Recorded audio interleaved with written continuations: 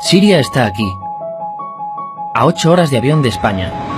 Es la mitad de grande y su población se concentra aquí. ¿Por qué? Porque toda esta zona es un enorme desierto, pero un desierto muy importante. Tiene 1/3 de las reservas de petróleo del mundo y también de gas natural. Según algunos, el nuevo petróleo. Para sacarlo de aquí y llevarlo a Europa, hay que rodear toda esta península y salir por el canal de Suez. Como te puedes imaginar, aquí te cobran. Pero hay otra manera más fácil, la línea recta. El que controle estas tuberías las puede abrir y cerrar, como un grifo. Si no pagas, no hay petróleo, ni gas. Esta región es increíble. La civilización en el planeta empieza en 3 sitios y este es uno de ellos. Mesopotamia, aquí.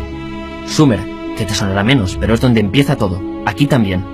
¿Recuerdas la Torre de Babel de la Biblia? La hicieron estos tíos. Egipto, aquí. Siempre ha sido un punto de contacto entre Oriente y Occidente, dando a Asia salida al Mediterráneo. Quizá por eso aquí nacen las principales religiones monoteístas, el judaísmo, el cristianismo y el islam. El islam es el último que llega y de hecho acoge a las 2 anteriores. Adán, Noé, Moisés, Jesucristo son considerados profetas islámicos. Bueno, al grano. Como la zona es brutal, todos han querido controlarla y siempre ha estado dentro de algún imperio. Los persas, los griegos, los romanos. El imperio romano termina partiéndose en 2 y finalmente solo sobrevive esto. Ahora es cuando la última religión monoteísta, el islam, construye su propio imperio. ¿Te acuerdas de las cruzadas? Bueno, pues son los europeos cristianos intentando recuperar esta zona de la que estamos hablando. Los últimos en llegar son los turcos, que ojo, no vienen de Turquía, sino de muy lejos en Asia, junto con Gengis Khan. Lo conquistan todo y fundan el Imperio Otomano. El Imperio Otomano se queda ahí hasta la Primera Guerra Mundial. 600 años. Cuando acaba la Primera Guerra Mundial, aparecen pequeños países donde antes estaba el Imperio Otomano. Y por primera vez vemos a Siria en un mapa. Hasta ahora la habíamos dibujado para no perdernos.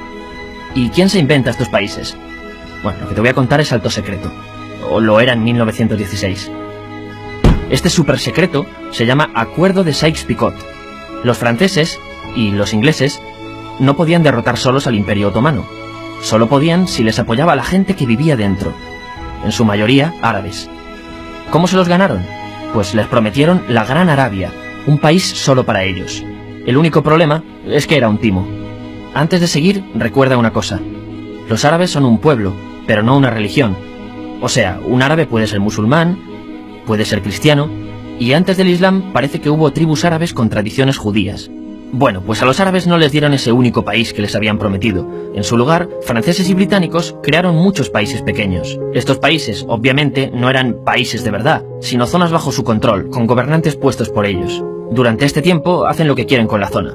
Recuerda que hay petróleo. Siria, aunque no tiene grandes reservas, tiene fácil salida al mar. Y Francia, que es la que se ha quedado con Siria, se lo da a compañías extranjeras. Después de la Segunda Guerra Mundial, los europeos se van. En el caso de Siria, son echados a patadas. Pero antes de irse, crean otro estado, Israel. No es el momento de hablar de ello, pero es un estado muy polémico que sus vecinos no reconocen. La prueba es que nada más irse los británicos, todos estos estados lo atacan.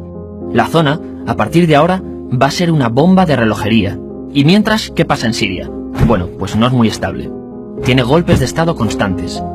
En esa época, aparece en Siria una ideología que se hace con el control y se expande por el mundo árabe, el Ba'ath. Esta ideología mezcla el antiguo sueño de una sola nación árabe con ideas socialistas. Y algo muy importante, es laica, o sea que no es religiosa. Siria se llega a unir con Egipto, un país con el que no tiene frontera. Pero no es algo raro, muchos de estos países intentan hacerlo también.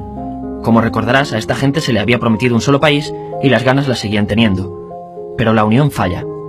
En este tiempo, Egipto les convence para nacionalizar el petróleo. En Siria, Al-Assad, el padre del Assad de ahora, se convierte en jefe del estado Ba'ath. En Irak, también Ba'ath, comienza a ganar fuerza Saddam Hussein. Las diferencias entre ambos países dividen a los partidos Ba'ath de otros países en pro-Siria o pro-Irak. Ahora ocurre la Guerra Fría. El mundo se divide en 2. O eres de Estados Unidos o de la Unión Soviética. Son años muy movidos en los que se pegan constantemente con Israel, invaden su vecino Líbano y comienza una oposición islamista al régimen Ba'ath de Assad. Los hermanos musulmanes. Vale, volvamos atrás un momento. Recuerdas que la mayoría de árabes eran musulmanes, ¿verdad? Bueno, pues dentro de los musulmanes hay 2 ramas fundamentales. Suníes, la mayoría, y chiíes. En el caso de Siria, a pesar de ser un estado laico, los gobernantes como Assad y los jefes militares eran chiíes, los cuales representan menos del 13%. En cambio, casi el 70% de la población es suní.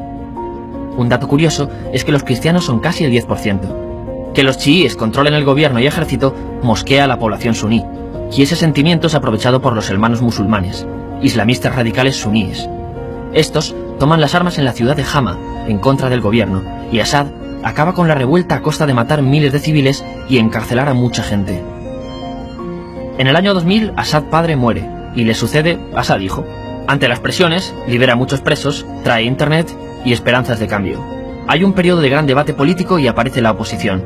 También vuelven los hermanos musulmanes. Los siguientes años son difíciles.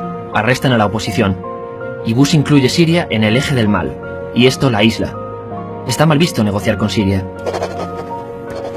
Los kurdos, un pueblo que vive repartido por varios países de la zona, comienzan a protestar también. Hay represión y muertos. En 2011, te sonará esto, ocurre la Primavera Árabe. ¿Qué es esto? Bueno, es una protesta que se va propagando por todos los países árabes pidiendo más democracia. Como ves, el mundo árabe, a pesar de estar dividido en países, tiene tendencias generales. Cuando llega a Siria, Assad hijo termina usando el ejército y en los enfrentamientos mueren unas 1000 personas. Los enfrentamientos irán escalando hasta que se conviertan en guerra civil. No hay un momento exacto de inicio. Lo importante es que hoy en día hay numerosas facciones en juego. Vamos a verlas. Pero primero piensa en que todo está dividido entre chiíes, la minoría, y suníes, la mayoría. Chiíes, y además laicos, o sea, no religiosos, son el gobierno de Al-Assad. Controla todo esto, que si recuerdas son básicamente las zonas chiíes del país, y está enfrentado al resto. También mayoritariamente laico, pero suní, es el Ejército Libre de Siria, o FSA en inglés, junto con el Frente Islámico, que es religioso, y otros 70 y pico grupos más, forma una coalición que la prensa llama simplemente la oposición.